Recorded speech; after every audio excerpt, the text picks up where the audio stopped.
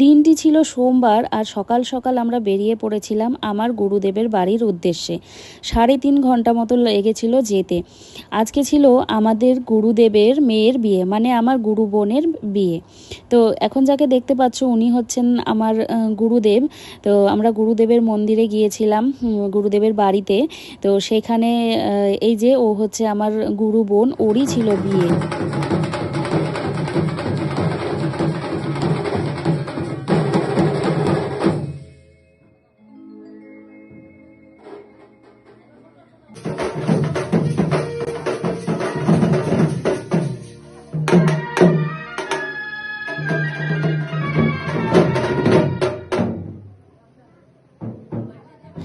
সাড়ে 3 ঘন্টা জার্নি করে আমরা পৌঁছে গিয়েছিলাম বিয়ে বাড়িতে।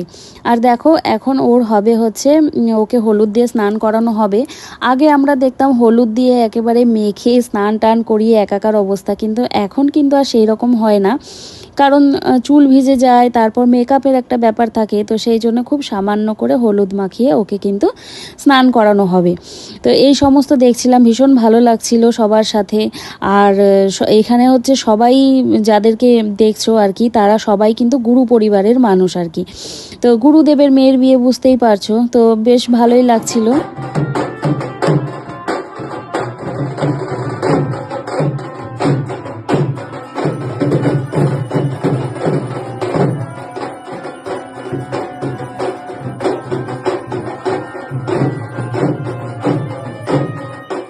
এখানে হচ্ছিল ঠাকুরের ভোগ আরতি, তো সেটাই দেখতে আমি ছাদ থেকে নেমে চলে এসেছিলাম, কারণ এটা দেখতেও নাকি অনেকটা ভাগ্য লাগে। তারপর এসে বসে পড়লাম আমরা কিন্তু প্রসাদ খেতে। বুঝতেই পারছো গুরু পরিবারের মেয়ের বিয়ে, সমস্তটাই হবে প্রসাদ দিয়ে। তবে না, সন্ধ্যার আয়োজনটা কিন্তু অন্যরকমই ছিল। আমরা মানে আমি, দেবলীনার বাবা, দেবলীনা, তিনজনে মিলে শ্বশুর শাশুড়িকে নামিয়ে দিয়ে কিন্তু চলে এসেছিলাম। তো এই যে প্রসাদ আমরা খেয়ে নিলাম, নিয়ে দেখো রওনা হয়ে পড়েছি।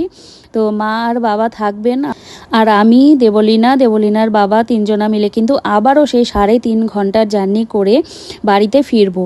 মা বাবা কয়েকদিন পরে আসবেন ওখানে থেকে।